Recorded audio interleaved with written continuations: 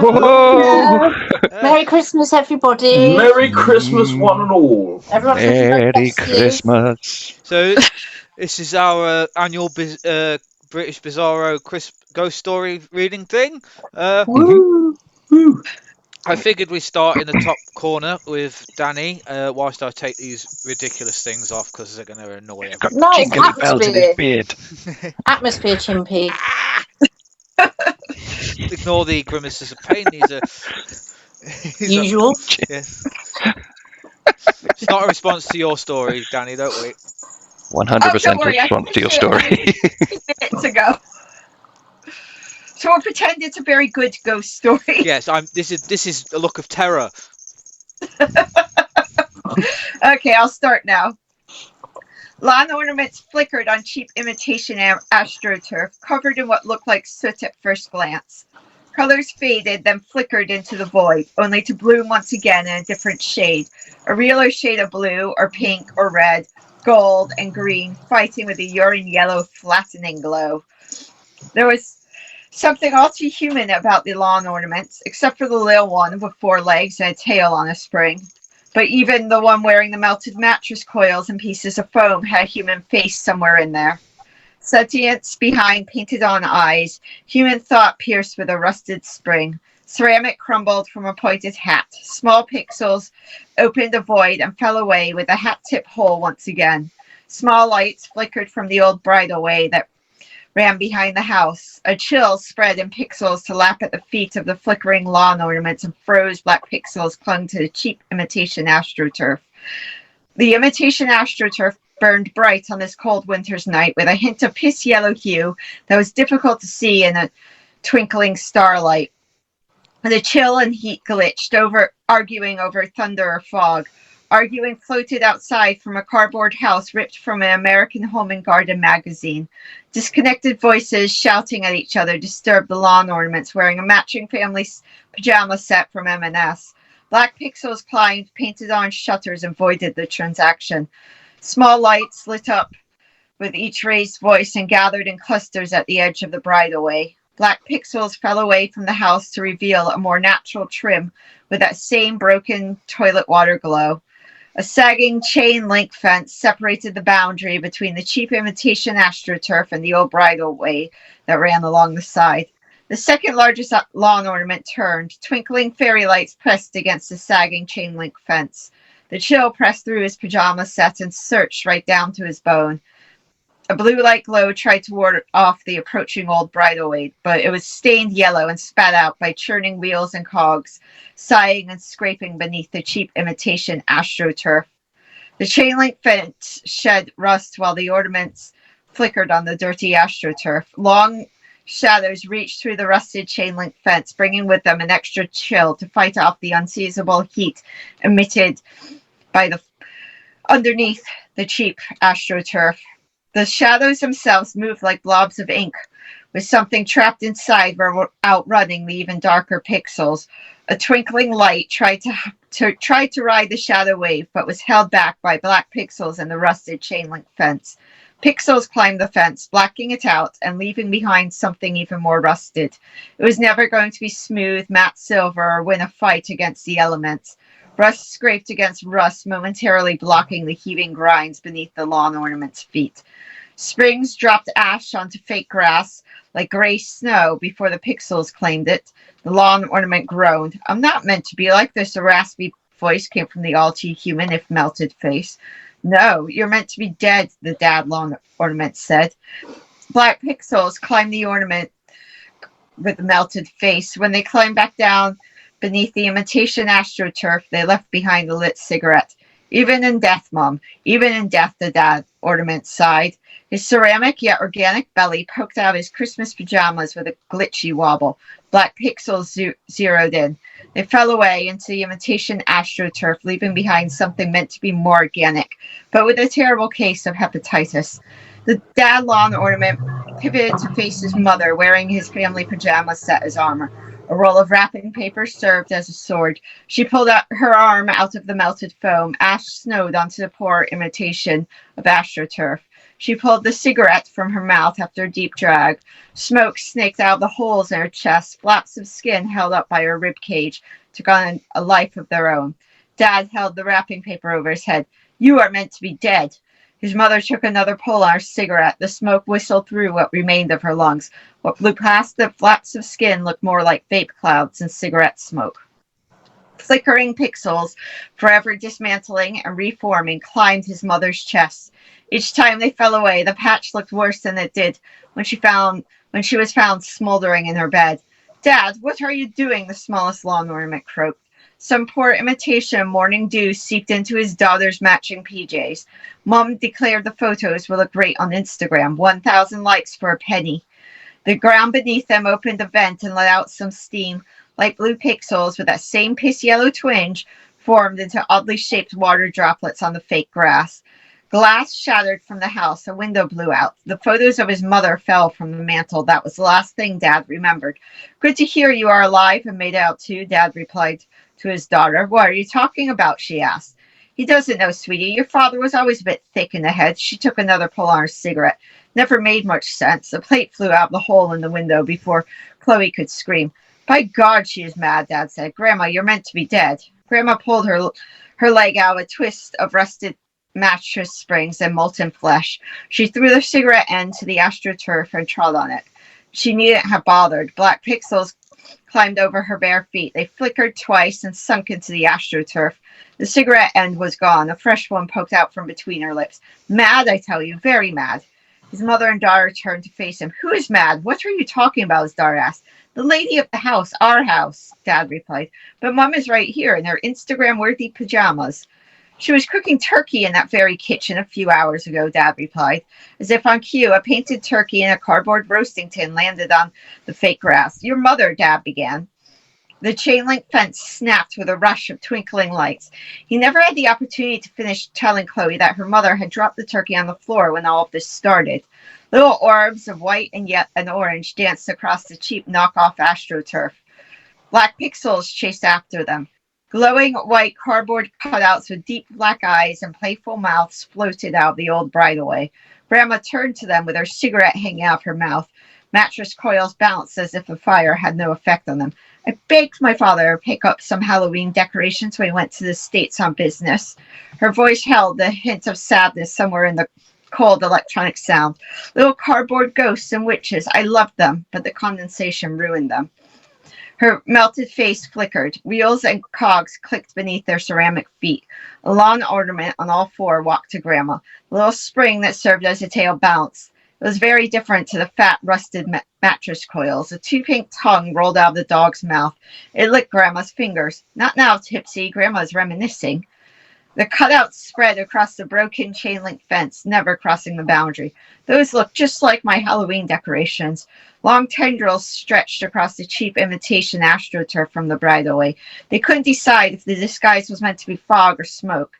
Either way, the tendrils wore skin. The cardboard ghost moved out of the way to let them through. Chloe screamed when a pulsating tendril brushed against her ankle. She jumped back. The tendril exploded, thousands of tiny insects with bright red antennae and thousands of blinking eyes. Mom and Isaac didn't move. Chloe tried to take another step away from the bugs and tripped on the imitation astroturf. When she stood up again, she had grown an extra set of thumbs. The fuzzy bunny slippers, which didn't match the rest of the family's footwear, molded themselves to her feet. The ears flickered, growing and then shedding fuzz. Another flicker and gathering pixels grew them in length in a special way designed to trip her up. The bunny eyes blinked. It was Dad's turn to scream. A twinkling light dashed at him. The cardboard cutout ghost moved across the fake grass. Tipsy barked at them. It came out like a mechanic yelp. The spring for her tail dropped between her legs. The ground beneath the knockoff astroturf squealed with metal pressed against metal. Steam, real steam, snaked out of it. The heat burned through organic elements of the lawn ornament's family's feet. Mom's neck twitched, forcing her head all the way around. Her chin came to a rest on her chest, now growing an arm through the center. Isaac stood perfectly still, staring through the blue-lit window, flickering between television light and the piss yellow hue. His smile looked like dentures ripped out of some American teen magazine. Fuzzy rabbit ears twitched and wrapped around Chloe's ankles. Horse hoofs galloped along the old bridleway. Brown sheets of flickering paper blew across the fake astroturf, twisting over tendrils wearing pulsating skin. Chloe's slippers grew a set of teeth. Mom's head tilted up. Her eyes flickered as if they couldn't agree on the size or the best way to reflect the twinkling lights. Tipsy let out a mechanical yelp. Black pixels climbed her body. When they disappeared, they left chunks of her fur spiked and standing on end. Sound erupted from the headphones that had molded themselves to Isaac's head. That stirred him from his slumber. He tried to remove them, but they were stuck. All through this, he remained staring straight ahead at the house that belonged to the family this morning. He pulled on the headphones. Tipsy ran around in circles, not sure where she should bark. Halloween ghosts watched from the sidelines. Isaac's face glitched. Black pixels looked like the tendrils sneaking out of the bridleway. They wove themselves along the headphones into the side of Isaac's head as they formed into tentacles, and glowing eyes looked on from the threshold of the broken chain-link fence. The pixels came away as more tendrils snaked across the cheap imitation astroturf. Halloween decorations rode them until they exploded mutant bugs that looked like a cross between every insect photograph uploaded to an online entomology encyclopedia. The ground beneath the lawn ornaments shook. Isaac pulled the headphones away and threw them to the floor. He had only unwrapped them that morning to screams of joy and excitement when Mom's homemade cinnamon rolls baked in the oven. The fake grass grew and swallowed them, releasing a green bubble when the act was done. Further bickering came from the house. Shadows moved behind the bay window in the front room. Glass once again shattered onto the imitation astroturf. Dad and Chloe took a step back. Chloe tripped over her bunny ear slippers and let out a pained scream when they bit into her foot, unleashing a river of blood. The tendrils sneaking in from the bridleway alongside the house grew excited and fatter, blowing themselves on too much of Chloe's blood. Black pixels covered the bunny slippers. Those were purchased in October. The blood flow stopped. The pixels retreated, revealing a brand new form of fuzzy bunny slippers with large eyes and more sensible teeth and ears. The pixels forgot the blood dripping on the fake grass. Glowing eyes watched the tendrils move across what was a lawn with mud puddles that very morning. They stopped to sniff the turkey. Another crash sounded from the bay window as the Christmas tree was forced through the second half of double glazing in the blaze of flickering. It became stuck on shards of glass, which suddenly disappeared. Once the tree was in the flower bed, a fully formed sheet of glass went up and caught the reflection from the twinkling lights bouncing around the fake astroturf with a menacing but electronic giggle. Bird-shaped shadows became pink plastic flamingos with their eyes pressed against a sheet of glass. A blown-up version of the ornaments Dad was meant to put into the shed, only to be seen again during the early May bank holiday. The flowers suddenly sprouted from beneath the Christmas tree. Long stems pushed it up. Glowing flower heads opened, much to the delight of the twinkling lights. The flower bed opened and swallowed them as quickly as they sprouted. Black pixels spread out to meet the tendrils, hiding whoever lurked on that old bridleway. The shadows darkened to wherever shade is deeper than black, but not available for certain artists to buy, no matter how much money they might have. Tendrils retreated back to the bridleway, pulling reluctant twinkling lights with them. The cheap knockoff AstroTurf spat out Isaac's brand new and expensive headphones. Dad's present, still in its wrapping, materialized by his feet. Grandma's mattress fell over, so it looked like her burnt flesh was sleeping in bed. The lit cigarette tumbled out of her mouth. More glass shattered. Windows popped, but the glass didn't land on the cheap imitation AstroTurf. The air suctioned it and disappeared. Isaac bent down to retrieve his headphones as if nothing happened. Chloe kicked off her slippers, purchased sometime around Halloween. Dad looked at her feet. There wasn't any sign of a bite mark. The chain-link fence rewove itself as if that could keep the Halloween decorations of mutant insects birthing from tentacles out, or had always been there. Mom woke from wherever she was in time to scream at the eyes blinking from the fence and watch the horse gallop past. The rider turned to face her, drawn by the sound of her fear. He pulled off his mask. Decay stared back at her. That didn't help her fear. Chloe grabbed her by the arm to pull her away. Mom, something's broken here. It's all just a bad dream. This isn't a bad dream, Dad began before deciding it was better not to speak. The fake grass pulsated. Long tendrils that might have been shaped on many arms reached up for his mother and pulled her beneath the surface. The family's Christmas tree levitated in front of the bay window. The nearly formed double glazing vanished just long enough for it to float back into the spot in the front room. The ground opened up to swallow the chain link fence. The horse rider stared with milky orb eyes and spat buzzing pixels. The house's front door opened. Massive fucking lawn flamingos ducked down to run out on the wooden stilts that served as their legs and kept them upright in the garden. They paused by Dad. Black pixels washed over them. When the pink pixels reassembled, their eyes were again paint. The flamingos stopped walking once they were in the same place Dad left them. Their legs became sticks. The slug glitched, feeling them with its antenna. Black pixels dotted all over its body. Each one that came away left behind a realer-looking slug in a deep yellow-green with brown spots. The cheap imitation astroturf flickered next, eyes pressed against the chain-link fence. That fence was a thick hedge, Dad said, raising his fist to the sky and pointing a finger from the other hand to the floor. The fence flickered. Something behind it stirred before the hedge appeared. Dead Grandma's Halloween decorations spread themselves out across the leaves. Rustling came from the other side. Dad, what's going on? Chloe asked. We're going back inside, he replied, his voice far away. Tipsy jumped up and barked, lifting her leg to piss on the lawn flamingos on the way in. Her spring tail wagged. Dead Grandma winked from her photo on the mantel. Dad looked up and shrugged. Close enough. And I'm done. Bravo. Hey. A jolly Christmas story. Yes. The pink flamingos got me. Oh, yes. Yes. Thank you, Danny. That was fantastic as always. Chris, you want to go next? Yes, I can go next. Right. The Curse of the Spooky Cyclist. A Chimpy and Chris adventure. Well, yeah, of course. Yeah, you're in trouble. It was the closing cough of December in the year 2020 quife, when I found myself at a loose end. Having been evicted from my lodging house for fumigation during Christmas, I was forced to seek alternative arrangements. I travelled by railway until Charing Cross, where I was uncovered and informed that if I wished to sleep on the train, I must first have more than a platform ticket. Unperturbed, I made my way to the nearby coaching house, the Stag and Spur, and rested myself in the snug parlour. I was trying to ascertain the opportune moment to swipe the bar mat and wring it out to refill my pint glass, when I was hailed by a loud voice attached to a loud figure. "What ho there! Is that my good friend Meekings?" There, reclining in a tire swing by the roaring open fire, was Lord Princess Liam Rockefeller Chimpston von Ratpiss.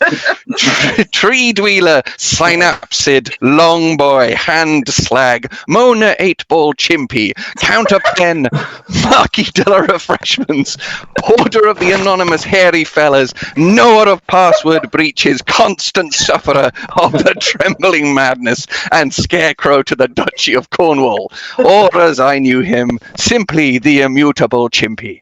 Note, dear reader, it often took longer to introduce Chimpy than our adventures actually lasted. But I digress. "My dear Chimpy," I exclaimed in delight. I offered him my hand, but he refused it as he had two of his own. "What are you doing here?" Lord Chimpy blinked once, then twice, then once again, only backwards this time. Coquettishly, he removed his shirt and read the headline printed on it. Nude spectral cyclist seen in Chelmsford. There, my dear Meekings, what do you think of that? I snatched his newspaper shirt and devoured the article.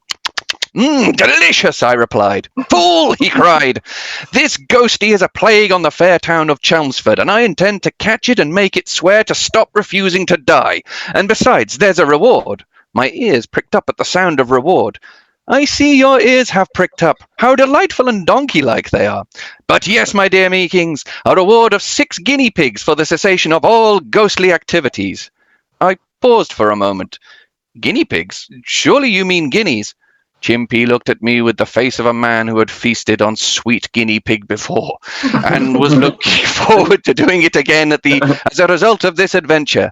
Where did you get that face of a man? I asked. Chimpy's expression did not waver. His eyes gleamed with the kind of hunger reserved for forbidden meats and ecclesiastical pastries. I got it, he said, from the face library. I blinked. The what? The face library, he replied, swinging wildly on his tire. It's beneath the old tax office in Derby.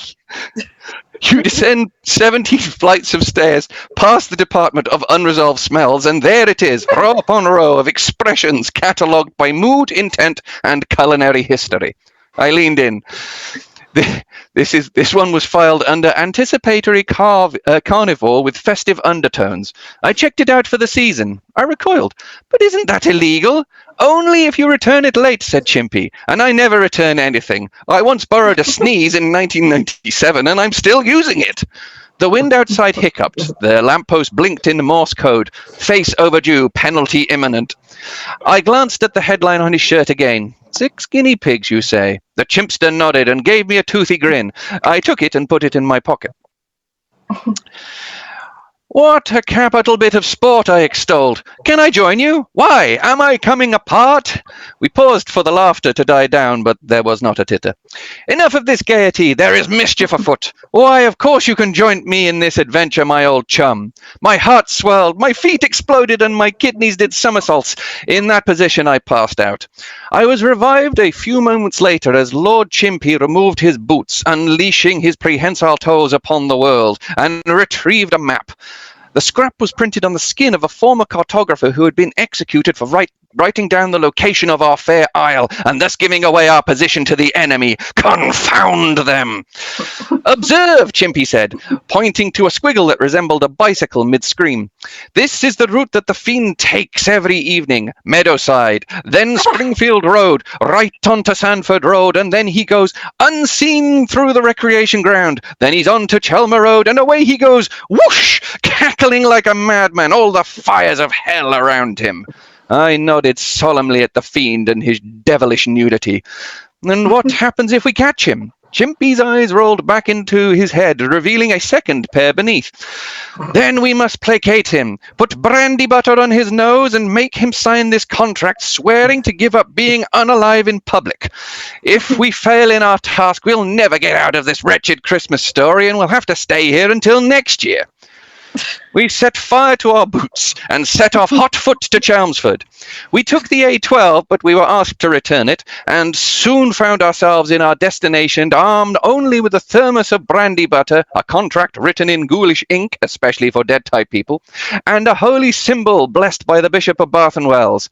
Chimpy insisted on adopting a disguise to avoid the ghost seeing us coming. He chose a full nativity tableau, positioning himself as the manger. I was the ox. The streets of Chelmsford were deserted. An icy hoarfrost encrusted everything, and a small splash of snow had fallen. The lamppost twinkled like the only clean teeth in a tramp's mouth. The sound of God Rest Ye Merry Gentlemen emanated from the street manholes as the mole people of Chelmsford joined in the festivities. The air reeked of scorched holly, expired brandy butter, and the faint ammonia tang of unwashed nativity costumes. The clock bonged 11, and the wind changed direction. It started to whisper names in a forgotten dialect. A chill passed through my spleen, and Lord Chimpy raised a gloved prehensile finger. There, he hissed, a nude blur approacheth, and lo, out of the darkness there came a sound. Whee-oo! And there, scooting down Sanford Road, was a ghostly apparition aglow with ectoplasmic sweat, his bicycle wheels spinning with the sounds of the damned. He pedaled furiously through the snow, leaving behind him a trail of holly and unpaid debts. I feed myself with the brandy butter, my aim trained on the fiend's nose. Cried the naked ghost cyclist. Wait! Stop! Sitter! Cried Chimpy. I recognized that ghost by the shape of those words. The cyclist grew larger as he approached, a blood-red scarf wrapped around his neck, fluttering in the breeze. On his head was a large black velvet top hat with holly attached. By God, do you know what that is, Meekings? Said Lord Chimpy. That's no ghost. It's a nude weaver on a bicycle. My blood froze, my kidneys curdled, and my brain did the Charleston. A weaving? I gasped. But I thought they were outlawed after the... So then, my dear friend. But this one appears to have escaped, and now he's running amok here, refusing to wear clothes, refusing to pay council tax. As a chimpy, his stoic bravery gave me hope. As the nude Weaven got closer, I could see that he wasn't a ghost at all. The glow of ectoplasm emanating from him was in fact Advocar, which he had slathered over himself to keep out the cold. Pew! He shouted, excitedly ringing his bell. Bravely, Lord Chimpy strode forth into the path of the bicycle. That man-like thing had nerves of steel. His gloves glistened with brandy butter, ready to smear on the Weaven's nose. Weaven, he bellowed, in the name of the King and the Bishop of Bath and Wells, I command you to cease this festive nudity. Weaven skidded to a halt, his bicycle emitting sounds like 1,000 unpaid drunk in charge of a bicycle fines being forgiven at once. Around him, the custard-sweet aroma cut through the night air like a trifle left out in a heat wave. Out of my way! I'm not taking instructions from a manger. Quickly, Chimpy stripped from his disguise and reclothed himself in his usual attire, top hat, all-in-one body stocking with the word "Chimp Me Quick" written on the chest, and size 12 army boots. Egad! Lord Chimpy, what are you doing in Chelmsford? I thought you were strictly confined to Derby, spluttered Weaven. His bicycle wobbled slightly, as if offended by Chimpy's sudden appearance. The wheels spun, showing the faces of the damned, once again, each one mouthing the words, "Council tax is a myth." You're out of the loop, my dear Weaven. I was confined to Derby, but I escaped through a loophole in the Gregorian calendar. Weaven narrowed his eyes. You mean the leap day clause? Precisely, said Chimpy, rotating slowly. I leapt so hard I escaped Derby. Anyway, stop this nudity at once, you naked festive fool. I'm not festive, he said, throwing back his scarf. His velvet top hat steamed in frustration at being waylaid. But you are nude. I am, Weaven said proudly. But in my defense, Matalan is closed this time of day. Chimpy recoiled. He's got us there, Meekings. There's no way we can undo this nudity this late on Christmas Eve. He removed his boots and stroked his chin with his foot. I staggered. My lips curled in despair. Chimpy, we've failed. The butter remains unsmeared. The contract unsigned. The nudity unrepentant. All is lost. The wind howled in moaning tongues down the iced streets. The mole people started singing Coventry Carol. The snow started to cry. Weaven adjusted his top hat. You tried, but you'll never get out of this Christmas story now. What's that sound? Asked Lord Chimpston, his ears revolving to better hear the faint sound of typing coming from under Weaven's steaming top hat. Lord Chimpy leaned in, his ears vibrating and twitching, honing in on the sound. Meekings, someone is writing us.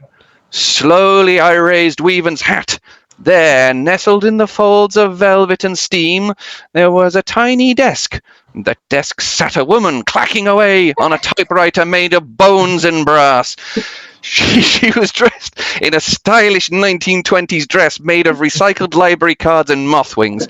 Her headscarf was a diaphanous turquoise of footnotes and whispered Dewey Decimal numbers. Maddie? Chimpy and I exclaimed together. She looked up, her eyes rimmed with editorial ink. That's right, she said. You lot are early. Lord Chimpy bowed, his toes performing a very credible version of Saturday Night by Wigfield. We have arrived exactly when we meant to. Maddie sighed and reached for a handbag, a clutch made from the spine of a rejected novella, and withdrew a fresh piece of paper. She slammed it into the typewriter, sniffed the air, and typed. Meekings gasped, Chimpy recoiled, the snow wept, and lo, it happened. My gasp echoed around the frosted streets. Chimpy recoiled so hard his toes did semaphore. The snow wept in Latin, ec nunc tempus est flendi. Curses and naughty words, exclaimed Chimpy. We're trapped in a recursive Christmas story. This is just the same idea as last year, but without ice cream men and swearing. I fell to my knees. Then how do we get out? Maddie paused. Her fingers hovered above the keys like judgment itself. You don't. The wind didn't so much howl as gossip. It hissed down the drain pipes and whispered council secrets into the ears of sleeping pigeons, the greatest of all enemies.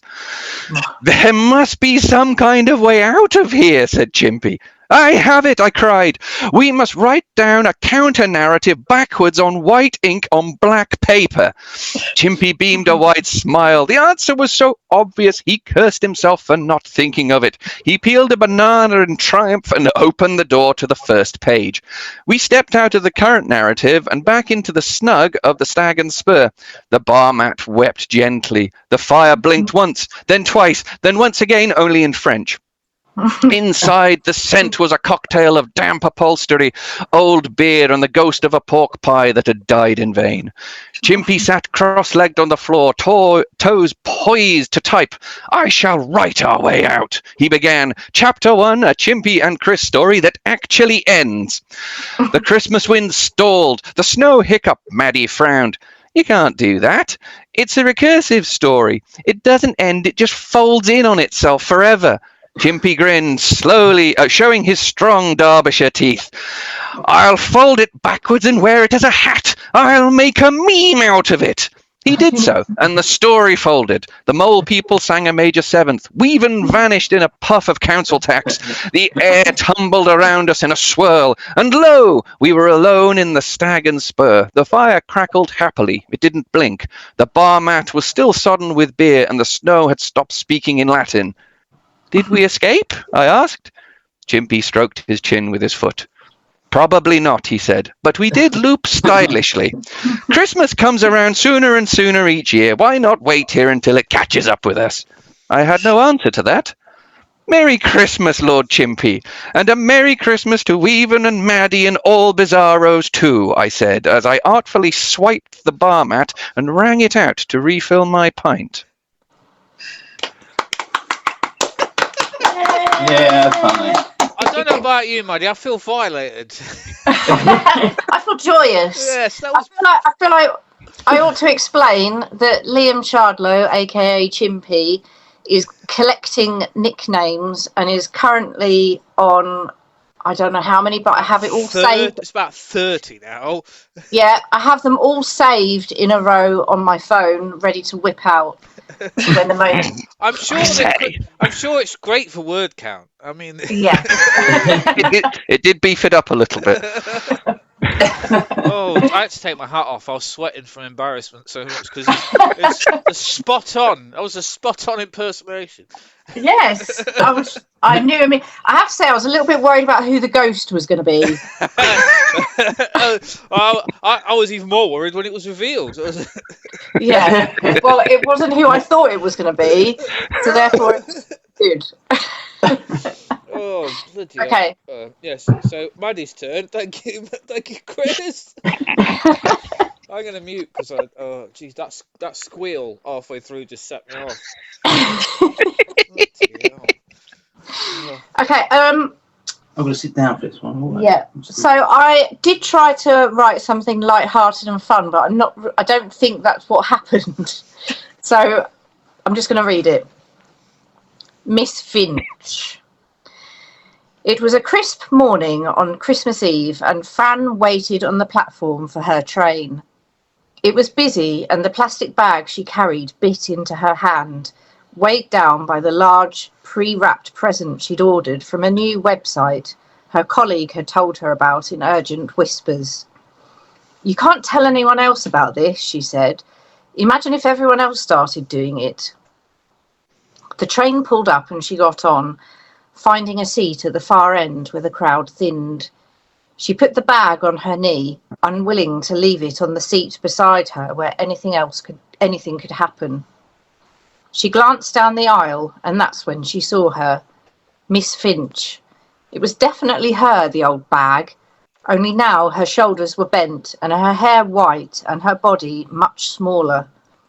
There was no mistaking her, though, that hard gaze and thin, furious lips.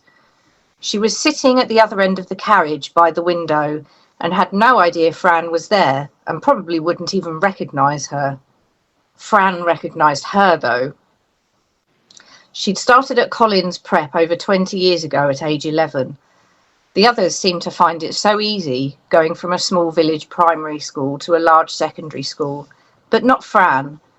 Maybe some were experiencing the terrible things that were happening to her at home, but probably not many. Things were calmer once her mum separated from her dad, but nobody told Fran's brain, and it continued to panic when a male teacher acted slightly like him or someone said something he may have once. It wasn't something she'd learned to articulate yet, though, not even to the nice lady in the office who appointed her a school counsellor and told her that if she found herself unable to cope again, just go to the nurse's office. The first time she went to the nurse's office, it was because the mere idea of spending an hour with Mr. Hafford made her heart try to escape her chest and run back home. Finding herself unable to enter the classroom, she slipped away and scurried downstairs, where she met Miss Finch. She was old even then, and her blue eyes appraised Fran warily. Fran didn't notice any of this, though, taking the nice lady in the office's word that Miss Finch was on her side. Several more times that month this happened, and she sat quietly in the back room until she was ready for the next lesson. Then, on a Wednesday, things changed forever. Fran was sitting on the hard grey chair in the back of the nurse's office when Miss Finch had a visit from a teacher. At first, their voices were low mumbles, but then Miss Finch raised her voice so loud that it was obvious she wanted Fran to hear. "There's nothing wrong with her," she bellowed. "She just wants to get out of class." "Oh, really?" the teacher chuckled. Fran leaned to the side, making herself visible to the teacher. Their eyes met, and the woman's expression filled with shock and guilt. "She's just a lazy little girl," Miss Finch continued, "who wants to be babied. Well, she'll find out the world isn't like that." "Yes," said the teacher absently, her eyes fixed on Fran's. "She can't be talking about me," thought Fran. "That's not what's supposed to happen. This must be about someone completely different." Yet, while Fran stared at the old lady on the train, she knew very well that she'd been talking about her. It had taken years to accept, but it was true. She tried going to the nurse's office a few times after that over the following year, but the sour looks told her she wasn't welcome. Finally, when she picked up her bag to get going, Miss Finch had snapped, "If you walk slowly enough, maybe you'll miss the next lesson too." That clinched it. From then on, Fran hid in the toilets when her heart wouldn't slow down. Her panic attacks continued to get her in trouble right through to the final year, but explaining what was happening seemed even more impossible now because of her, Miss Finch. The old wanker sat by the window. "Excuse me," Fran said, sitting in the seat opposite her on the train. The other's rheumy eyes took a moment to focus. "Are you Miss Finch? Were you a school nurse at Collins Prep in Dinsmore?" For a tiny second, Fran thought she was about to say no, that she'd got the wrong person after all, but her thin lips smiled. "Yes, I was. Did you go there?" "I did. I hope you don't mind, but I'd like to give you one of my gifts." She waved away the protestations and reached into her bag, pulling off the label addressed to her sister.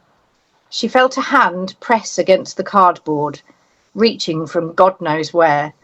Even holding the box felt wrong, unnatural. "Here," said Fran. "Make sure you wait till Christmas Day." Okay. Thank you, Maggie. That's that. Yes. Right. Sorry, carry on. I have to read Bill's because obviously he can't see Now I'm going to struggle to read it his well enough. phone. So, oh no, it's on my phone as well, isn't it? I have got it on mine. Just a second. Right, here we go. Can we see more of Bill's moustache? Oh, of course. Thank Can you see it? A little bit down. A little bit down. He went There to, we go. Thank you. He's been hiding it under his arm. I've been. He went to the barber just yesterday, Yes. and they give him like a hot towel, the hot towel, and they everything. trimmed it all up and done a load of. They did a fantastic job, as always. Yes. It was very enjoyable. Yes, well, it was very pretty. I'll be going back there. This is called the Christmas Creeper. My throat is sore. I've lost my voice now. The neighbours hate me. They hide it well, but I know. I'm lying in bed, frozen with fear in the pitch of night. That thing, I can't say it. That thing slowly reducing the gap between us. To me, the gap is safety, relief, everything right now. To that thing, the gap is something to be removed, an obstacle that's preventing it from reaching me. My eyes are fixed upon the creature as my mouth is fixed in a silent scream. 6 hours of screaming has silenced me. I dart a glance at the window. It's a race between the sun and it. I know it will dissipate when the sun rises, but who will win?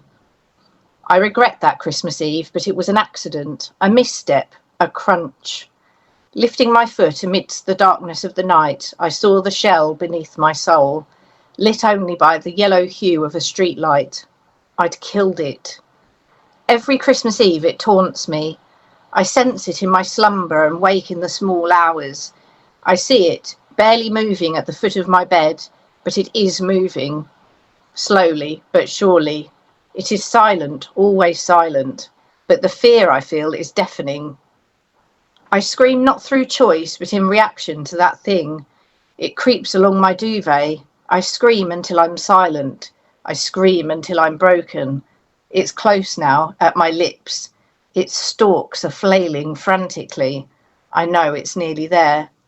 I feel the orange glow of the morning winter sun hit my face, and with it I feel relief. I've survived, just. The thing disappears. The snail, once more gone for another year. Well done, Bill. Thank you, Maddie. So here comes mine. Few things. So to confirm, Danny, you don't know what's coming, do you? No. Okay. So I didn't have time to write anything. So I am ad-libbing all of this. And every minute, well, let's say 30 seconds, one of you is going to shout in a suggestion of the change of the story, and I'm going to try my best to capitalize it. Of course, I'm terrified by this. I've never actually ad-libbed anything. I've always such a meticulous planner, so this is going to go. Can we all shout something? All at once, not at all. You can smash the screen, throw things at me through some temporary border, whatever. Yeah, just unruly. Pure chaos. I'm hoping that I can get lost within it and disappear out the door before anybody notices the story is awful. Okay. 1, 2, 3. Bollocks! I cried. Bollocks! Said the box. Bollocks! Came the voice from the heaven, presumably God, but we're unsure at this point. I had dropped the box on the floor. Now, the dropping itself was quite strange, but the voice from within was even stranger, and less said about God, the better. I opened the box whilst it was still splayed on the floor, and inside lay the vestigial toe of what I can only assume to be some sort of saint. Dolphin Santa. Okay. The saint of Dolphin Santa. That's an odd one, I said to myself, but there it was, in spectral form, hovering above the vestigial toe. What are you doing here? I cried. I'm here to tempt you into a world of sin and vice, he said. A world of sin and vice, I replied, trying to give myself time to get a better reply. Lawsuit. Hang on. 30 seconds. Yes. So it was A lawsuit. Oh, we go with Bill's. Ha! I shall sue you, vestigial toe, I said. Ha! He replied. I am not the vestigial toe. This is merely a ruse. So you can't sue me. I rang up my lawyer as soon as possible. So you're a ghost. Can I sue the undead? I said to the lawyer. He says, well, I'm not a ghost. I said, no, I was talking to the other fellow, and this is all getting very confusing very quickly. However, can I sue a ghost? No fee. Kayak. What did I No can't- win, no win, no fee. Of course, being a tight arse like I am, I had contacted the cheapest lawyer in the business, Noel Coward. Noel Coward said, no win, no fee. He says, if I don't win, why, you're paying shit. And I said to him, in response, the storms of darkness are coming. That my mind is clouded by ethereal sayings and the chants of cults. And then I realised that I was being possessed at that current moment by Dolphin Santa, who chirped consistently in my ear. Brian Blessed rules. Karl Marx. Worship Karl Marx, he said. Brian Blessed is great. He looks like Karl Marx if you squint a bit, but there we go. I'm suffering, I said. I'm being possessed by the saint of Dolphin Santa, who is ho-ho in my ear at the current moment. I don't know what he wants. He said he wants to tempt me to a world of vice, and I have no vice.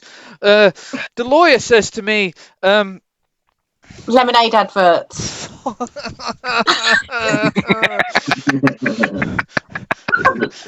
lawyer says to me, have you considered doing lemonade adverts? I'm very confused at this point. Currently, now the Dolphin Santa has taken fully control of my mind. Perhaps I'm mishearing. Perhaps he is screwing my ideas into thinking that lemonade is somehow a drug. I go to my cupboard. There's no lemons, but there is some lemons and some AIDS. It's kind of confusing to have a jar of people willing to help. Oh my god. Used underpants.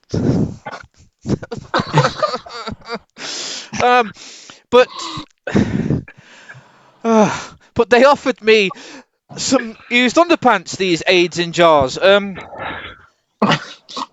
I have to drink to carry on. We do that. We cause that, don't we? Yeah, let me reset because I've caused a delay. Agent, so the ghost of Saint Dolphin Santa made me grab these used underpants and start vehemently sniffing the crotch. Bits of flaked skin up my nostrils, causing me to choke on the very detritus I so detest, because I detest AIDS, and that's why I keep them in a jar.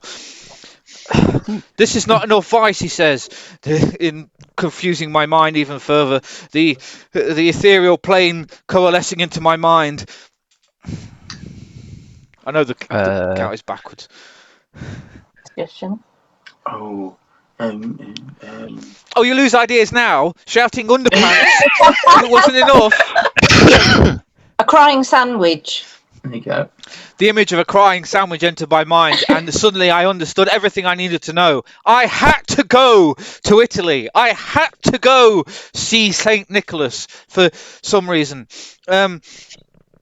Several days later, I find myself in the Basilica of St. Nicholas, staring upon two weird cow statues in front of the door and regretting all my life choices up until that point, because, let's be honest, this one is even worse than that. The discovery of time travel. Time travel. Yeah. Right, I'm gonna put a rule on this. We've got until 55 minutes, so we've got Okay. 6 minutes. Yeah, okay. As I stared into the cow's eyes, it shimmered. My vision faded, and before I knew it, I was being sucked arse first through a time portal. There and then, I find myself in Bethlehem, year 00, staring upon the genteel face of a baby that had a beard for some reason. And stuff. Lassie the dog. What's that, bear. Jesus? Moses is stuck down the well. Oh, cry. Oh, no, I've done something. Oh, there we go. Sorry, my computer messed up. Sorry, I'll start again. I'm sorry. What's that, Jesus? Moses is stuck down the well. I galloped off, following Jesus as he floated through Time. Time. We found ourselves in dinosaur times, as we all know, the most civilized age of our ever made. And there it was, a dinosaur well made of bones and clubs. Cabbages. That's reset. Next. Hardcore drugs. We started with hardcore drugs, and now Moses, I shouted down this dinosaur well in dinosaur times. Moses, have you got any H? I asked. Oi, he replied. Oi, 50 quid. Hey, I got the best skag in all of dinosaur times, he said. Political trilobite. We still got 10 seconds, Bill. We still got 10 seconds. I quickly snorted that H, which is just the big letter. Political trilobite. Political trilobite. And so, upon lo and behold, I found myself in a haze of snorting letters upon the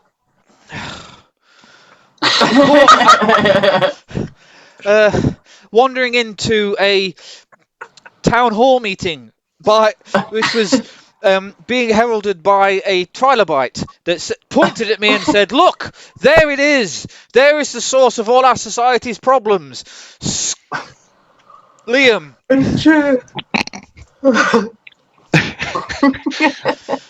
Execute by guillotine. Karl Marx. Every idea is I Karl was Marx. grabbed from the side by two ornery velociraptors who were also horny, and execute him, said the political trilobite. Then they dragged me off to the cells underneath dinosaur court. Jesus Christ. Where is Jesus? I replied. I shouted to the heavens, Jesus, save me. Fucking save me from this shit. Execute him. And I spent... we're at the time. We're at the time. No. More suggestions. We've got 4 More minutes. suggestions. Legs 11. Dawn broke and I found myself dragged to a guillotine. And the trilobite stood next to it, executioner stood on. And he loudly proclaimed to the crowd of other dinosaurs and, surprisingly, some ferns. Death by bingo, he said. Bingo, I replied. I didn't quite understand the meaning. He rolled the cage and pulled out a number. Legs 11, he said. Pull his legs off. Pull his legs off, he replied. And firstly, my arms were grabbed by two Epithecosauruses and the other two by T-Rexes, which was kind of strange because they had tiny arms and no strength at all behind them. But whatever, I'm the one telling this story. Get stuffed. They pulled and pulled, and I heard bones cracking and sinew snapping. And before I know it, they pulled my legs off. 3 miles down the road, they sprang into orbit. Stripper chickens. Oh! Jesus appeared out of bloody thin air, because that's what he's toned to. Oh, I'm sorry, mate. I was having a pint with Chris. Oh, that guy again, eh? He's always pulling me into some weird adventures. He mysteriously attached my legs, and they were now somehow 3 feet shorter than they were, which doesn't make much sense. And he transported us back to the Smith and Pisson, which is probably not what Chris said earlier, but whatever. No. And on stage was some chickens taking off a bra, which was weird to me.